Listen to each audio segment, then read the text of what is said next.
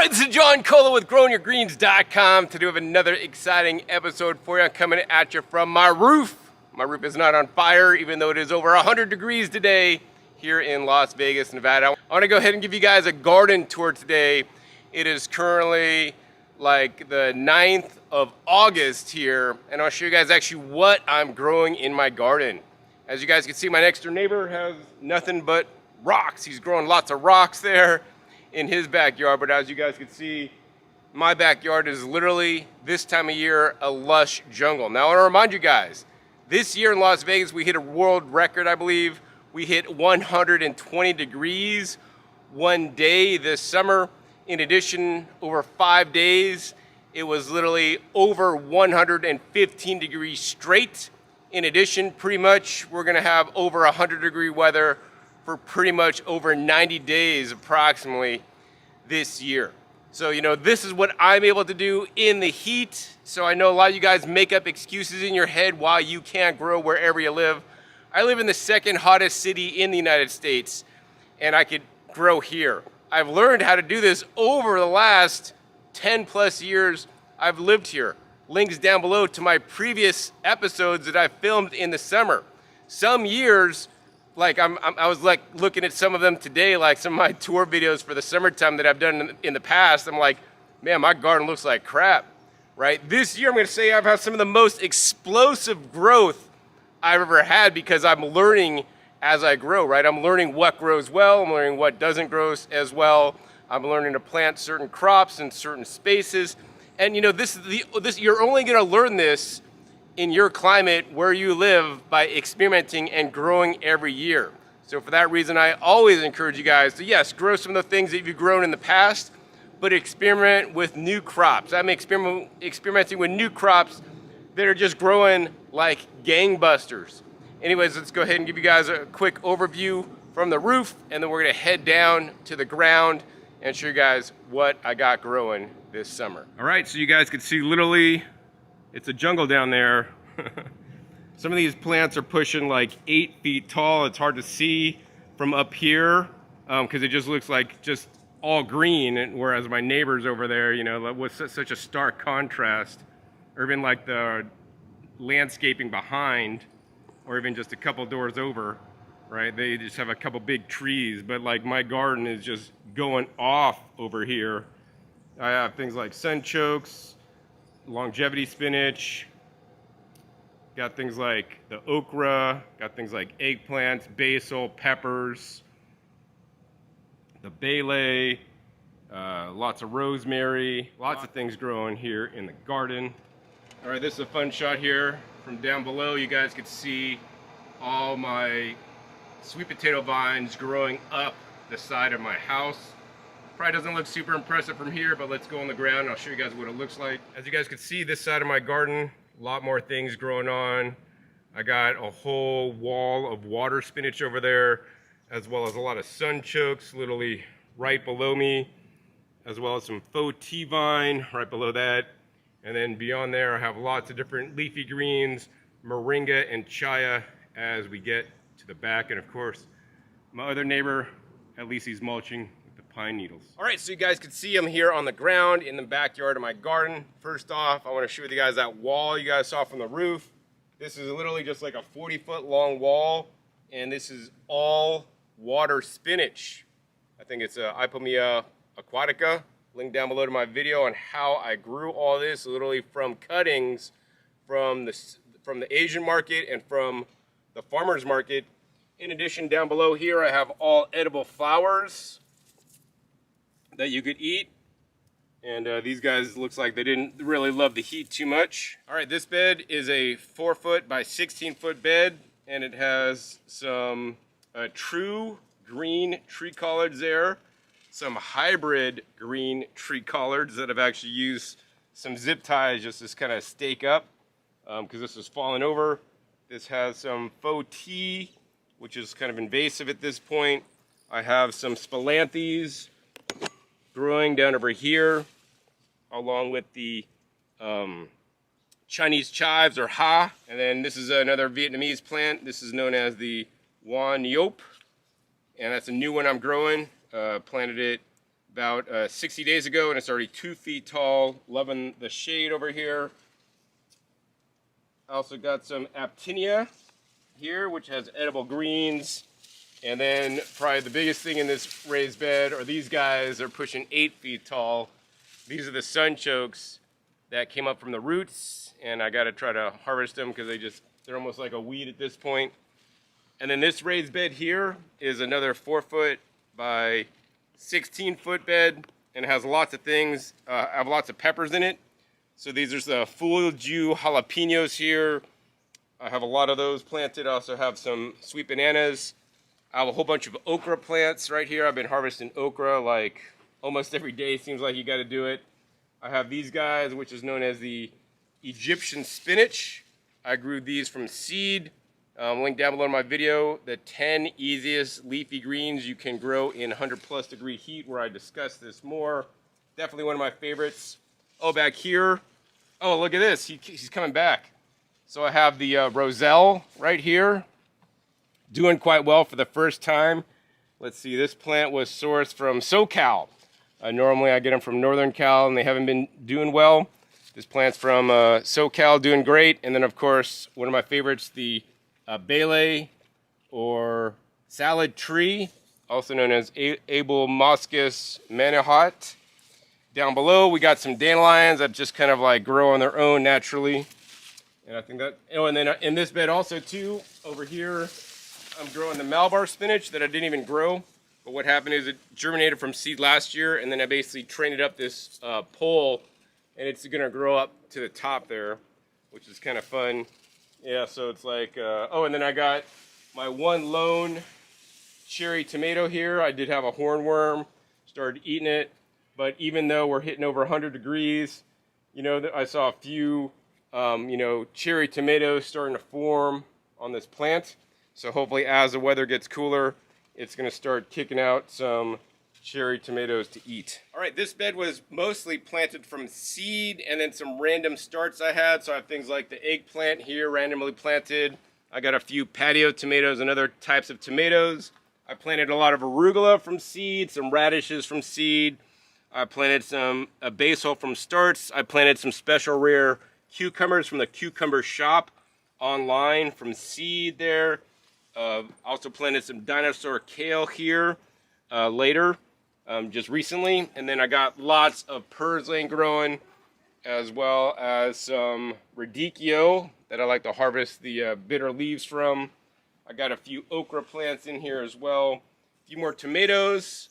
Looks like they're doing all right. Just got to watch out for the hornworms on those guys. Here's a really nice eggplant growing right here. And then this is the false Roselle. This is the best performing plant last year in my garden, so we're going to see how it does this year. And then I got also some more radicchio and okra and eggplant. So this is a hodgepodge bed, kind of planted late. I think I planted this starting like June and actually July when a lot of these plants got planted. All right, this next bed is a 4 foot by 8 foot bed, and probably the claim to fame in this one is the hybrid tree collards that are growing. I believe this is like a tree collard / dinosaur kale cross. It like literally laughs at the heat because it was literally born here. These leaves are nice. I've been harvesting like 4 leaves off the plant every single week, and it just keeps producing more. The sad thing about this bed is I lost some of my large, like 10 foot tall tree collard plants that are no longer existing. Although I do have these that Wendy Fan gave me.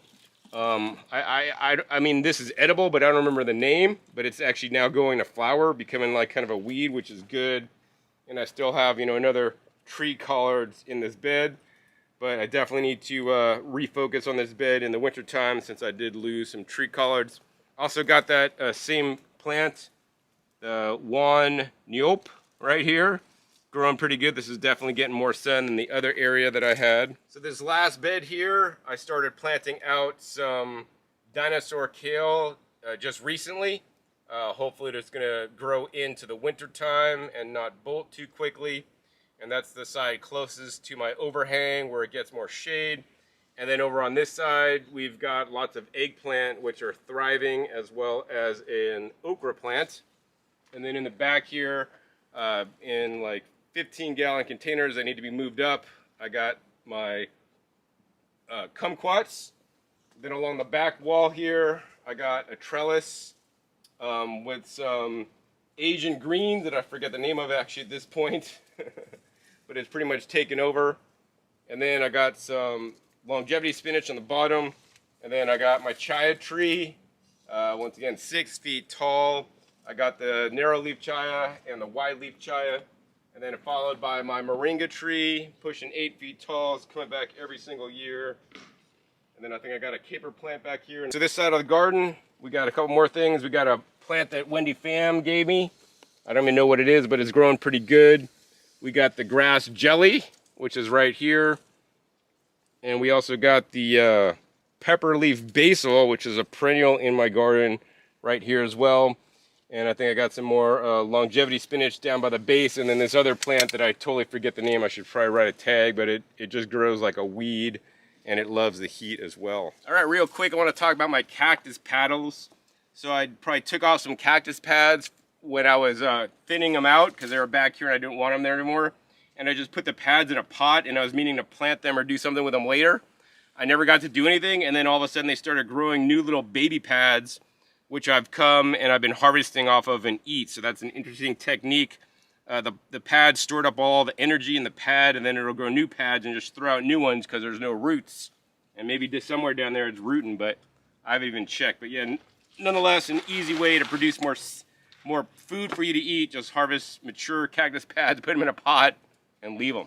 All right, so we're on the other side of my garden now. We got these 4-foot round circular raised beds. In this bed, once again, we got that same plant, the Hoan Ngoc. Growing pretty good. Also got some dinosaur kale that I planted earlier in the year.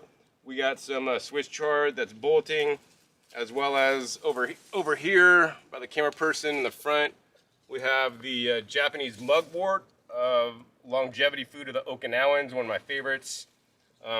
Also, we got another Japanese green. I forget what it's called, but it's all growing over on this side. And then I got some pots over here where I'm growing the edible skin Mexican avocados, which are doing pretty good, and I like to harvest the baby leaves that taste like licorice. In addition, we got some asparagus that I'm letting fern out for the year. And then behind me, we have my bed of pretty much rosemary with lemongrass and some just standard sage. All right, this raised bed is getting shaded out by the sunchokes above, but in this bed I planted out mostly the roulette habanero peppers, and these are supposed to be, non-hot habaneros with a nice fruity flavor. I did pick one earlier last week, and it was actually quite spicy, so I'm kind of scared to pick another one. I got a couple other random kale plants that have been getting eaten by grasshoppers here. That was pre-existing. And then over in this bed, I planted mostly the bele that I got from Baker Creek Seeds. So they're pushing 4 feet tall. Each one of these have leaves you can eat, known as the salad tree. Link down below to my video where you can learn more about the salad tree. These are one of my primary staple greens in the summer in the heat. All right, this next bed here is my bed that I cannot get rid of my mint. So the mint just grows pretty much almost year round. I might lose it in the winter time when it gets super cold, but it's nice to have mint any time of the year.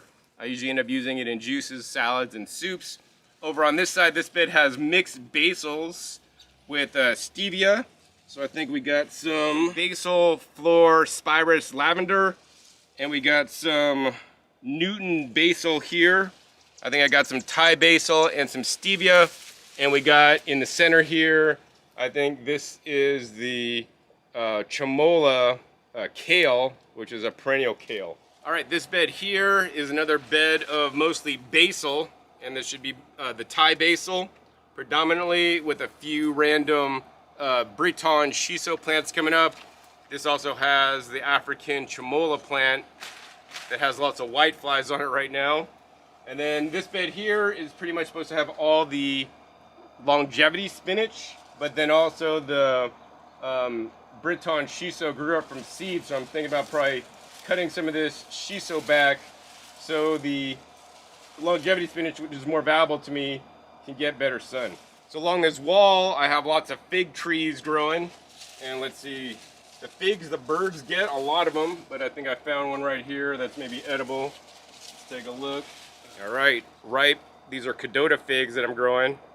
Look at that, nice Cadota fig. Hard to get ripe figs in the store. That's why some fruits I encourage you guys to grow yourself.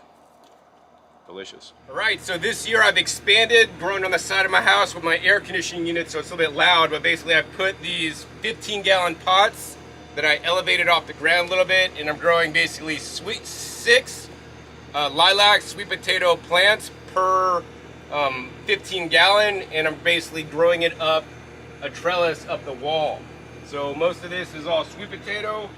This is some actually Hawaiian turmeric that is regrowing from last year, which is impressive. This one also has some Hawaiian turmeric with some Malabar spinach.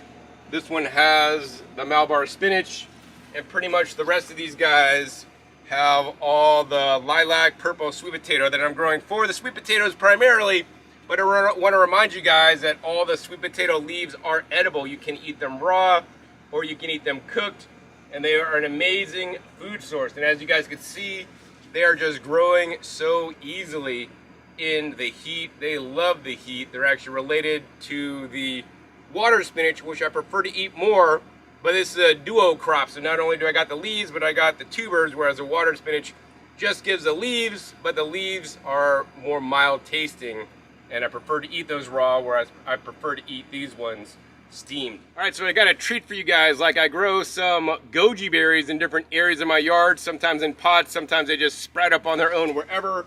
And I was walking and look at this. These goji berries are hiding, which is a good thing, because otherwise all these would have gotten eaten by birds. If they see these guys, they're eating all these guys. So, you know, fresh goji berries are definitely a treat to eat. They're quite nutritious. They grow super easily as long as the birds don't get them. We're gonna come back and harvest the rest of it later. They have a nice tangy plus sweet flavor. Definitely not like the dried ones you buy in the store. But we're gonna go ahead back and hide these in the greenery from the birds. All right, definitely one thing I am is a plant hoarder, and I'm glad to admit it. In a pot here, which is like a 25-gallon pot, I'm growing intentionally the Breton shiso, so that way I could keep growing it because it goes to seed every year, drop seed, and I could have more, so I could cut it out in other areas of my garden. But then behind that, I have a 4-foot round raised bed that got broken, but this one has a goji berry in the middle, and then all around the goji berry, we have the sunchokes growing, you know, that get like 10 plus feet tall at this point, and they just basically end up falling over and in many cases just getting away. All right, this next raised bed has 18 plantings of okra. Each planting maybe got 2 to 3 plants, and they've been basically raging. As you guys can see, they're already pushing like 4 feet tall. In the middle, we also have an African chamola that's getting shaded out, which is probably a good thing. I found that the chamolas don't like 100-degree weather heat too much. All right, this next bed is mostly an overgrown mess, I'm glad to say. This is supposed to be my Egyptian walking onion bed with standard green onions, and then I planted some like bunching onions as well. Some Itoi bunching onions. That being said, this bed we got some water pepper growing up randomly. We got the Breton shiso growing up randomly. We got some cat mint growing up randomly. We got some standard mint growing. And then I think mostly this bed has the lemon balm that's just kind of growing out of control. So yeah, this bed I just kind of let grow wild. And once it gets colder, I think everything was gonna not make it except the onions. So I have a nice onion bed for the winter.